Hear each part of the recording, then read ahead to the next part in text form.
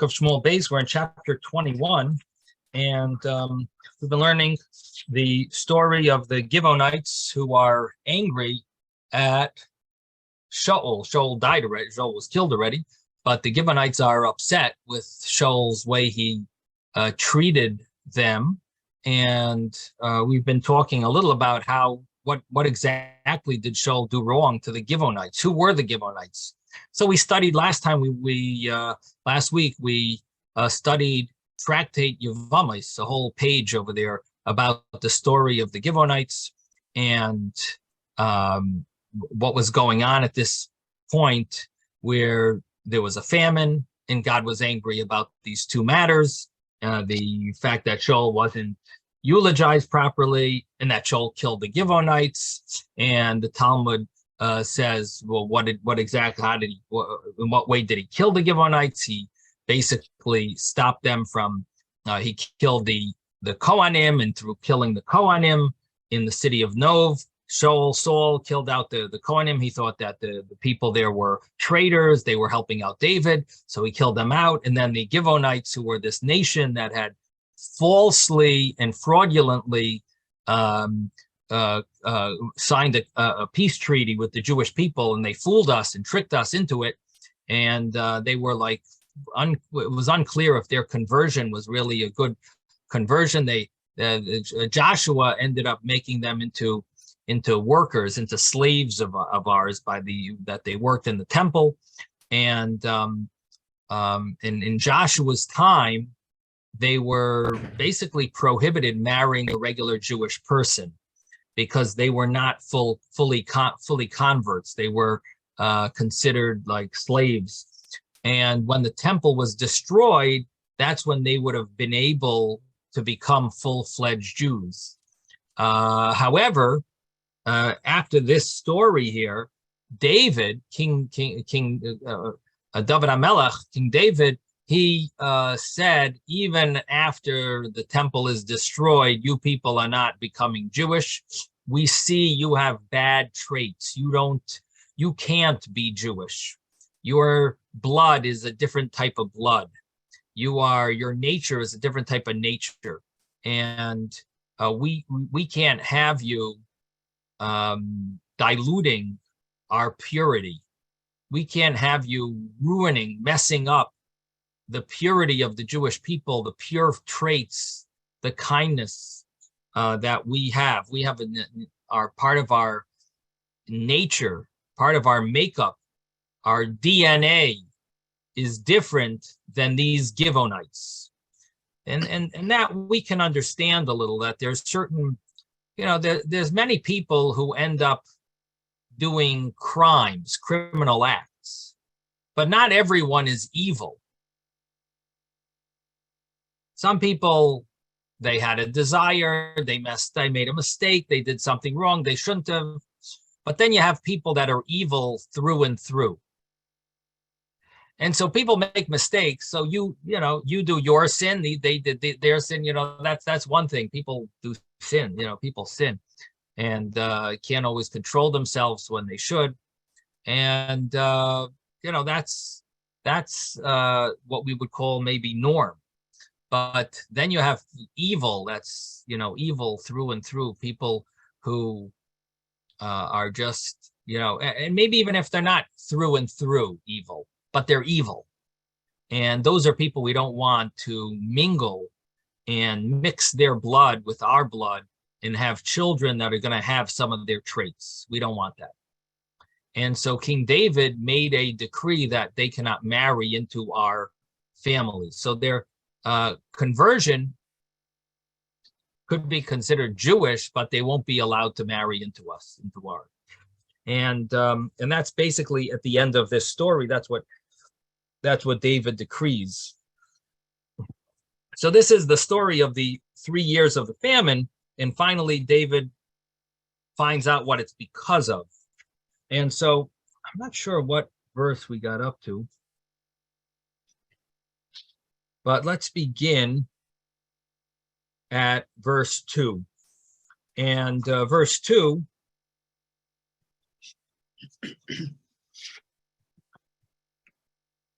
we've already talked about what the two sins were. We also mentioned that they are contradictory sins. They're like a paradox, because one sin was that the Jewish people did not eulogize Saul properly, implying that Saul was extremely righteous and he should have gotten better honor, and more respect, more greater eulogies, and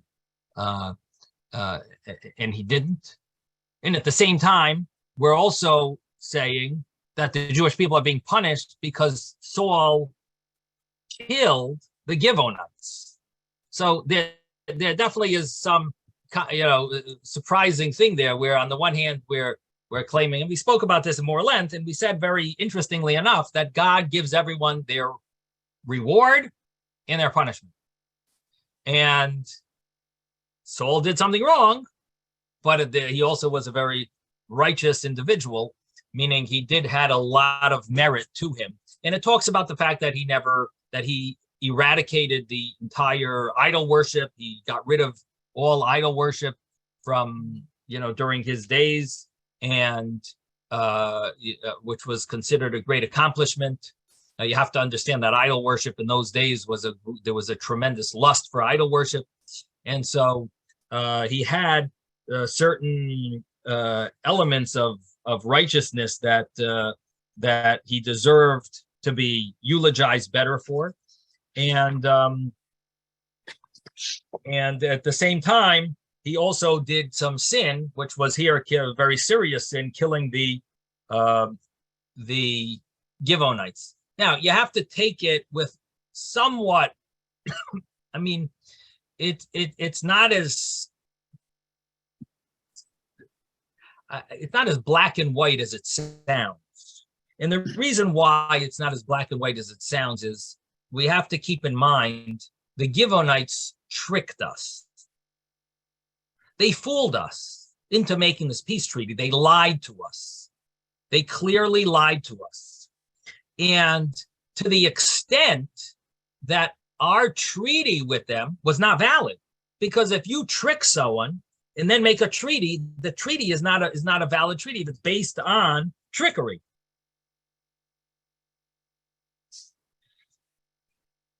And nevertheless, God wanted us to keep up that treaty, even though it wasn't valid. And the reason, because if we don't keep it, it will look bad for God's name. It's called Chilul Hashem. So sometimes something might be okay, but it's still not okay because it's going to look bad. Did we have to keep the treaty with them? No. But we did have to because of Chilul Hashem, because it would be a desecration of God's name. And at least that's the way Joshua understood it. And Joshua kept, even though Joshua made a decree, and we're not letting them marry into our families, but he did keep up to the extent that they even fought wars for them. We helped them, and that was part of this decree that Joshua had established. That was part of the way Joshua conducted the relationship with these Givonites. Rabbi, are you saying that Hashem wanted us to maintain the treaty even though we got it was by false? Yep. Wow. Yes. Okay. And to the extent that we even put our lives on the edge, because we fought a war for the Givonites. The other nations were fighting the Givonites, and we had to stick up for them. To that extent. Joshua wasn't sure about it, and then he got a message from God that he's got to go full force. That seems so hard on us, though, isn't it?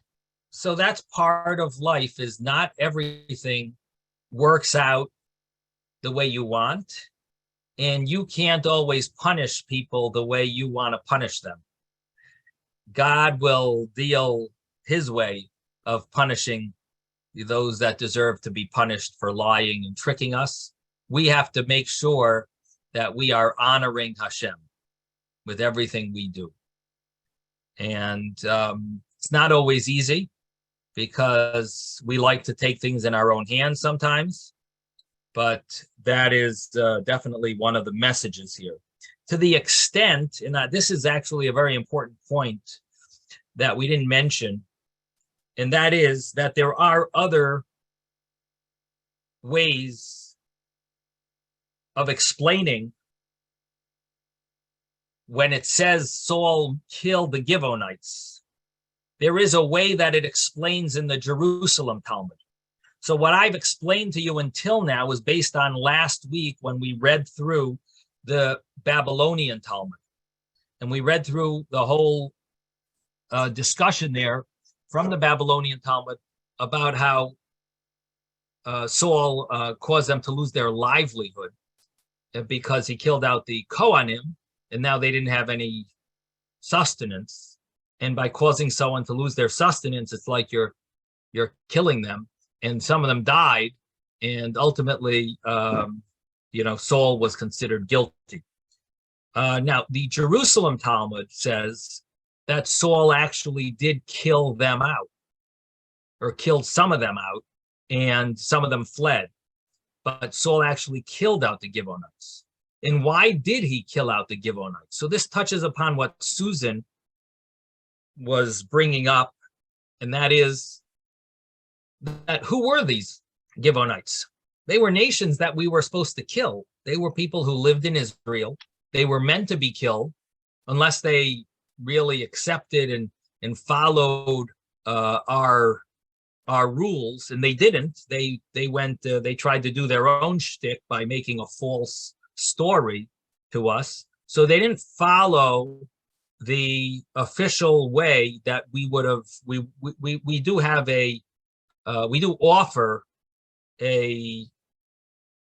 We did offer a path for those that wanted to stay alive and didn't want to leave Israel and so on. We did offer them a way of living with us, and they didn't want to follow that. So they weren't, they were people who, in a certain sense, deserved to be killed or a war with them and so on. And Saul decided on his own, according to the Jerusalem Talmud, Saul decided to kill them out. Now, the understanding was that the understanding of Saul was, at least according to the Jerusalem Talmud, is that they were traitors and they were maybe helping out David. As we remember, Saul was very paranoid, if you can use that word. For Saul, Saul had a ruach ra'ah, which was a sickness, but it was connected to this, at least what we would see it as, and I don't want to minimize Saul's greatness, but what we would the way we could see it as more some type of a paranoia, where he thought that the Givonites were on David's side and helping David and so on, together with the Nov Kohanim. But there's also a alternative view. It was more of a despondency, it seems, that it came more with a depression, which ties in very much with the idea of simcha and the negative consequences of a depression. But whether it was physical or not, it wasn't just that he was crazy about David. He had other things that were going on that just whatever.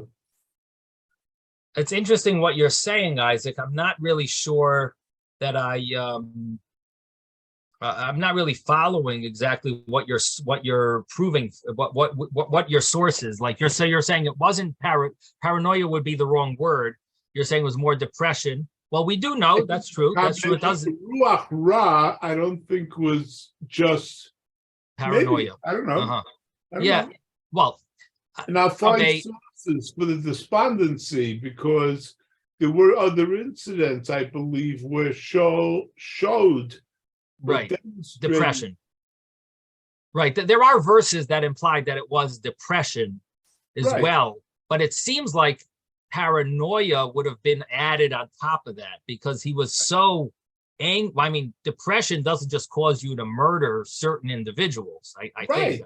I didn't say sole cause. I'm just saying, would that accompanied it? Right. It wasn't somebody who was later Shlomo HaMelech, or even David HaMelech later on, when he was giving his last will to his general, and I want you to take care of him now and do this. Right. That's done with even if it's a clearer mind, but whatever. In any event, okay, Isaac is just adding that there was depression as well there with Saul, and it was some type of spiritual, sickness Rabbi, as well. What's the translation of what you said? The ruach. What was that again? That well, Saul ruach ra means an evil spirit. Oh, okay. And that's the verse's term for whatever was a. So it's not really Saul. It's something that comes, a demon from the outside. Okay. Something to that effect, right? Okay. Which is maybe allows us to give a little more respect to the chosen one of Hashem, because Shaul was anointed by Shmuel, and he was chosen by God to lead the Jewish people. In fact, he ended up going to the in heaven, after he was murdered. He did end up with Samuel, imi b'mechitzasi, which means he was with Samuel in heaven. Now that's a high level of the Garden of Eden. That's a penthouse condo in the Garden of Eden. That's not a small little bonus, And so therefore, I have to be careful how we say things about Shaul. But what I wanted to bring out was that there is a third understanding here, and that is that in addition to the Babylonian Talmud, that he destroyed their livelihood, the Jerusalem Talmud, that he believed they were traitors. The third understanding, based on the verses, just simply from the simple understanding of the verses, and this is brought in the Radak and other commentaries, that if you just translate the verses, it seems that Shaul wanted to get rid of this nation, the Givonites, in a certain sense, following the rule of getting rid of all the nations of the that were living in Israel, and not wanting that our purity would be affected in any negative way from them. So he felt that although Joshua kept up this deal that we have to sanctify God's name, and we're not going to fight them, we're going to sanctify God's name. We're not fighting the Givonites. We're going to let them stay. We're going to let them live. We'll even protect them. That was in Joshua's day, Saul said. In my day, I don't have to continue this, because we've already sanctified God's name. And now at this point, we can go, I can go and kill them out. So that would be a simple understanding of Saul going and killing them out. And the term that's used is that he uses this term, they tricked us, they stole our understanding, which means that they were genevas das. Our promise was a promise made by false information, and Shaul was going to be zealous about this, and he didn't want them living in Israel. And he had in mind a good thing. Shaul's intention was a good intention, except for the fact God wasn't happy with it. Mm-hmm. Rabbi Anna has her hand up. Thank you, Susan. Anna, I don't even see. Oh, yes, you're on top over there. Okay. Yes. I just wanted to, there was one term that I was just looking for. 1 second. There's a term used here that, if I see it, I just want to mention the Hebrew. It was an interesting term.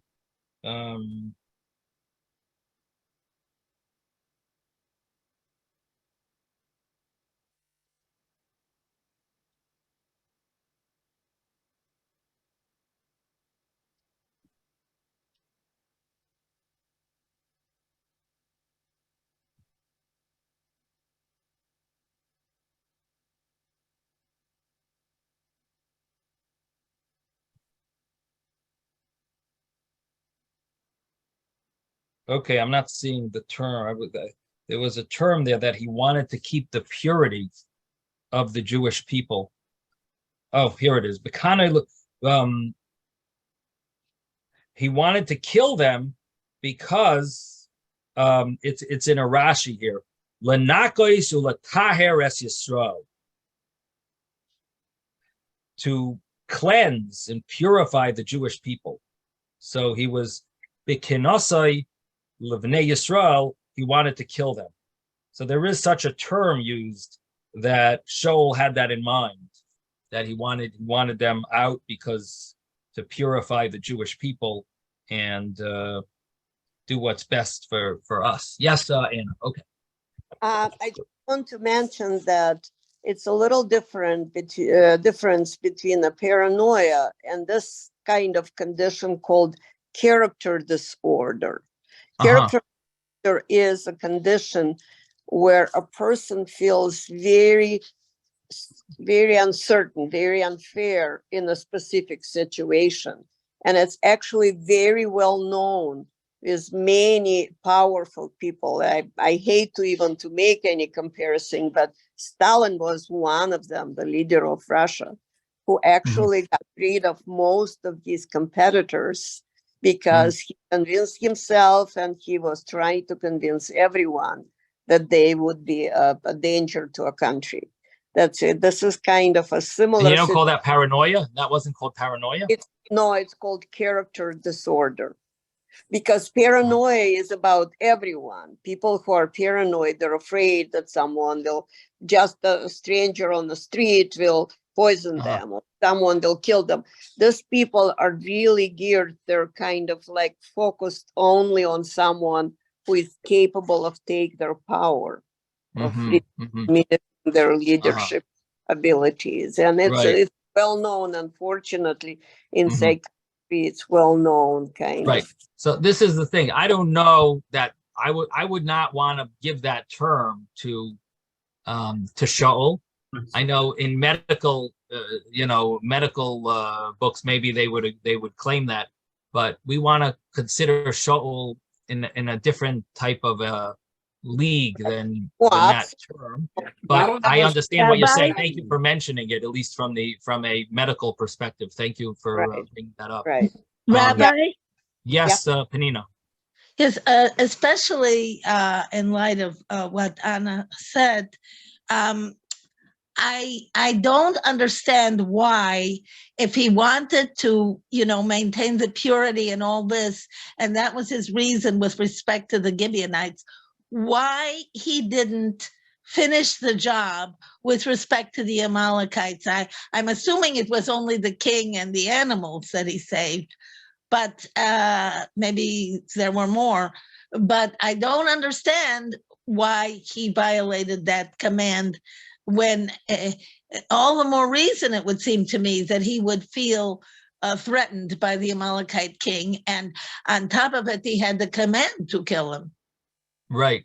So it's a very good question. The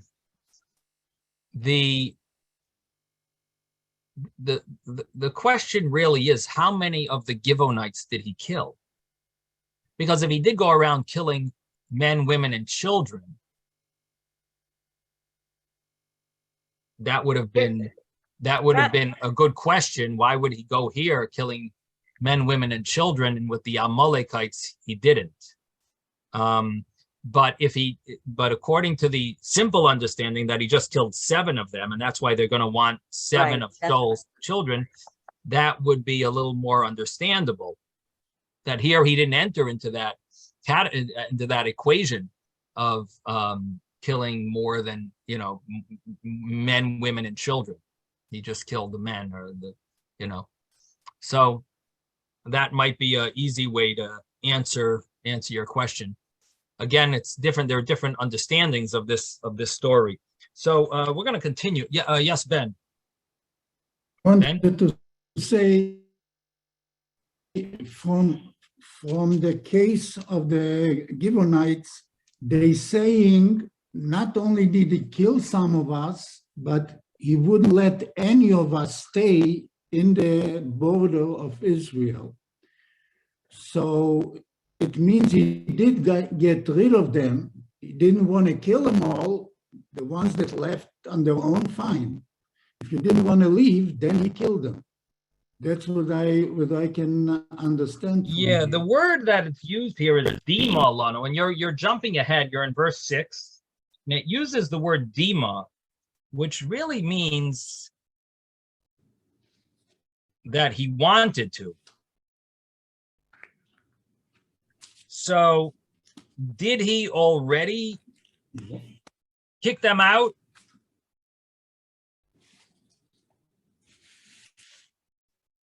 Or did he want to kick them out? It does use the word dima a lot. Dima, which means chashav. Dima means he thought. So it's not so clear. Again, there are different understandings of exactly, what involvement Shaul had. To what extent did he kill them to ruin their sustenance? Did he want to kill them because of Nov? Did he just kill them in general? Nothing to do with the story of the killing out the Kohanim. But in any event, these are the different views that I'm sharing with you, at least to give you the full picture and not just run through it. So I think you have a general understanding. So let's continue inside. So the king called the Gibeonites and spoke to them, because again, what's going on here is God is upset that we did not treat these, and God is considering them like converts, because they converted to Judaism, so God is upset that we didn't treat them properly. Shaul killed them. I should mention, it is a little surprising about this whole story that the Jewish people are getting punished for this years later. And it's a little hard to understand, what did we do wrong if Shaul messed up. So I did mention last time that Shaul's sin was sort of it was considered a sin of the Jewish people, because we should have protested. And by not protesting, there is such a commentary that mentions this, that we should have protested, and that was part of why we are being punished. Now, there is another interpretation, and that is that what ended up happening was Shaul wanted to kill them out, but he didn't. But what he did cause was that they were subjected to harassment by the general population. In other words, he put a level of insignificance to this group of people. You guys should really be killed out. He was basically saying, okay, I didn't kill you out. I tried, whatever. I thought about it, but you people are not the important elements of society.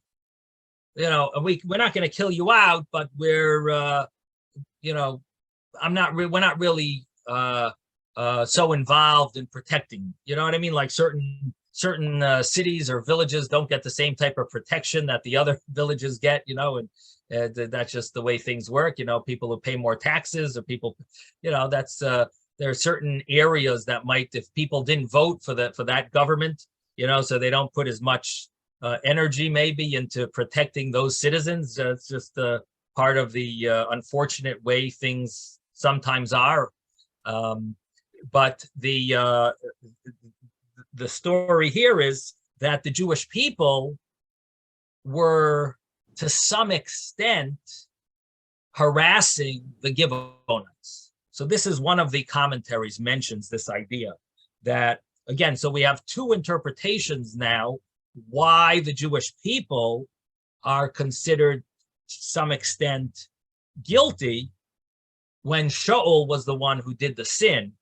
And the first interpretation was they should have protested what Shaul was doing to them. And the second is that they again, the Jewish people are stuck in a famine. So they're having this famine because of what Shaul did. So they should have protested. And additionally, there is an interpretation here that the Jewish people followed Shaul's way of looking down upon this group. And the Jewish people as well, they threw eggs at them, they harassed them. They didn't treat them with the proper respect that was expected. So the Jewish people were, to some extent, following this way that Shaul had presented and had decided for the way, how to treat this people. So that's really where we are over here. And what's going to happen now is that David HaMelech is going to want them to forgive Shaul and the Jewish people. And that would basically allow us to move forward.